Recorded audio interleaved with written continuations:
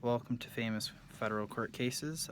Today is the New York Times versus the United States, which was also known as the Pentagon Papers case, and it was an attempt by former President Richard Nixon to prevent the New York Times and Washington Post from publicizing photos, articles, etc., belonging to a classified Defense Department study on the history of United States involvement in Vietnam.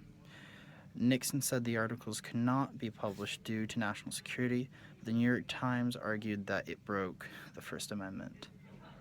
The case was first held by the United States Court of Appeals for the Second Circuit. Then it went to the Supreme Court. The court then had to answer if these documents were in fact detrimental to national security or if the case was just a cover up. Luckily, the Supreme Court ruled in favor of the New York Times and Washington Post. The Supreme Court justices also had many things to say. Justice Black and Douglas argued that the vague word security should not be used to abrogate the fundamental laws embodied in the First Amendment.